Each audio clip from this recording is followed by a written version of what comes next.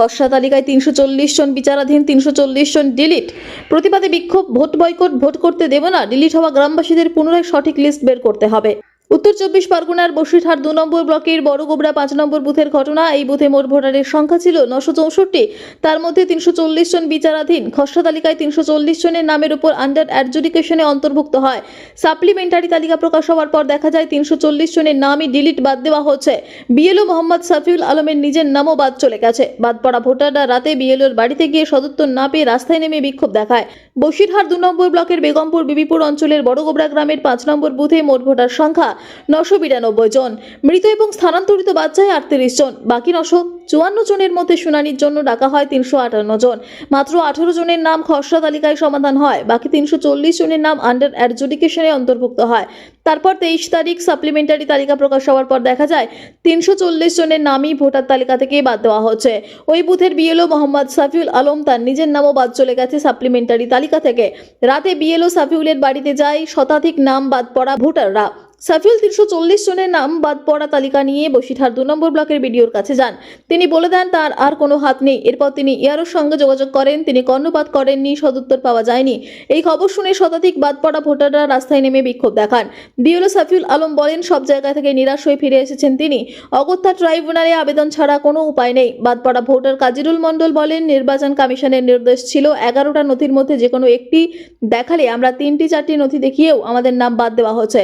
আসলে কমিশন কোনো একটি রাজনৈতিক দলের দ্বারা পরিচালিত, তাদের আবদার মানার জন্য আমাদের নাম বাদ দেওয়া হয়েছে। হ্যাঁ, আমার নাম বাদ গিয়েছে। আমার কাগজপত্র সব জমা দেওয়ার পরে নাম ফেরত এসছে। আমার অসুস্থতায় আমি হিয়ারিংয়ে দাঁড়িয়ে ক্লান্ত হয়ে পড়ে গিয়েছি, তার সত্ত্বেও আমার সেই কাগজটা ফেরত এসছে এখানে। আপনার কি বিচারাধীন এসেছিল? হ্যাঁ হ্যাঁ হ্যাঁ। তারপরে এখন কি হয়েছে? এখন এই ডিলেট হয়ে গিয়েছে। আমি মানে ঘুম হচ্ছে না, ক্লান্ত হয়ে পড়ে গিয়েছি। এরকম চিন্তা, গরিব মানুষ না খাটলে খাওয়া হয় না, এই কাগজ নিয়ে আমরা ক্লান্ত হয়ে যাই। এমনকি প্রেশারের ওষুধ খেতে হয়। এখন সবসময় গা হাত পা কাঁপছে, কেমন করছেন কি? 125 বসিরহাট উত্তর বিধানসভার আমি 5 নম্বর বুথের বিএলও। তো এসআইআর প্রক্রিয়া যখন নভেম্বর মাসে শুরু হয় সেই সময় আমাদের বুথে ভোটার ছিল 992 জন। সেখান থেকে এএসডিডি বাদ যায় প্রায় 36 জন এবং সেই সংখ্যাটা কমে এসে দাঁড়ায় 352। তো সেখান থেকে মোটামুটি সবাই এনুমারেশন ফর্ম পায়। এনুমারেশন ফর্ম ঠিকঠাকভাবে আমি ডিজিটাইজড করি নিজের হাতেই। তারপরে একটা তালিকা বার হয়।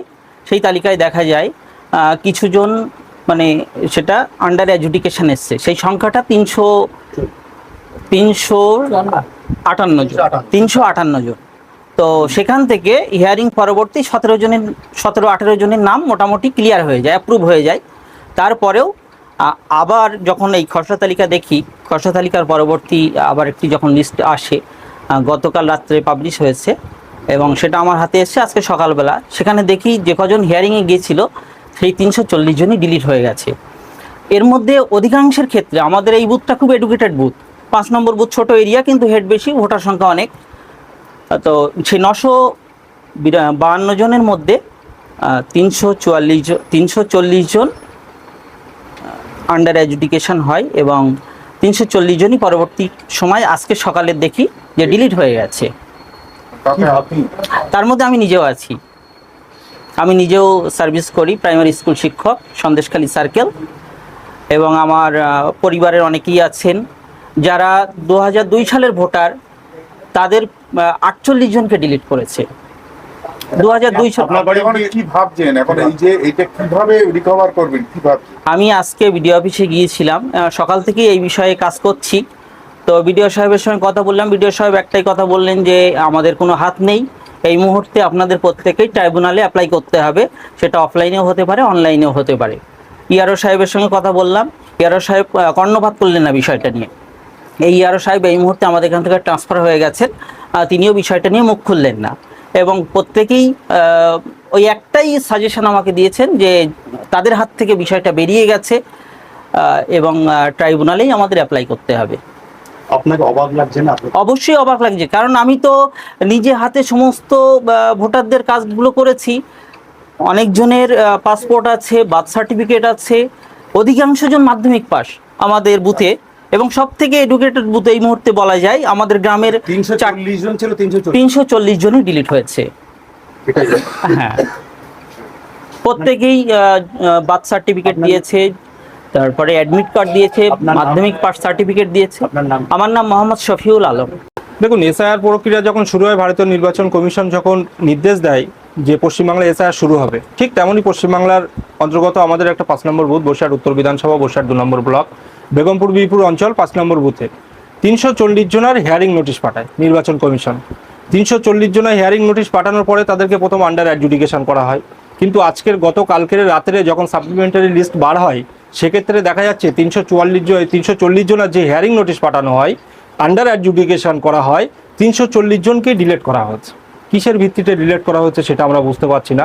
কমিশনের 11টা নথির মধ্যে যে কোনো একটা নথি সেখানে চেয়েছে। আমরা কেউ 3টে দিয়েছি, কেউ 4টে দিয়েছি, কেউ 2টোও দিয়েছি, কেউ 1টাও দিয়েছে। তাহলে কিসের ভিত্তিতে আমাদেরকে ডিলিট করা হলো, আমাদের কাছে প্রশ্ন এটাই। আপনারও তো আছে কি? আমার নিজেরই আছে। আমার নাম কাজিরুল মণ্ডল, আমার সিরিয়াল নাম্বার 404।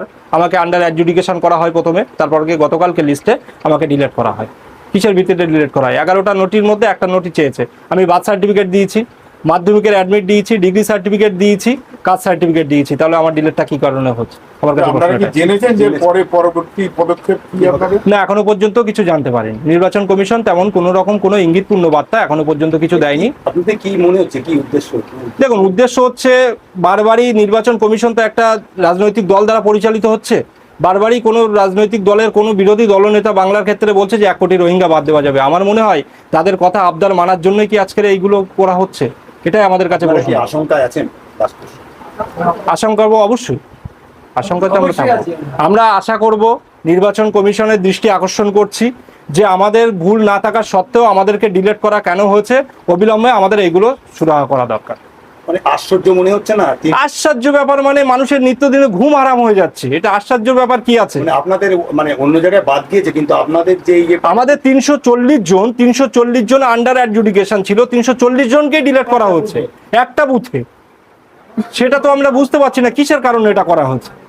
আমরা তো সেটা, আমাদের তো ধারণার বাইরে। মানুষের তো ঘুম আরাম হয়ে যাচ্ছে। আপনার নাম? আমার নাম কাজিরুল মণ্ডল।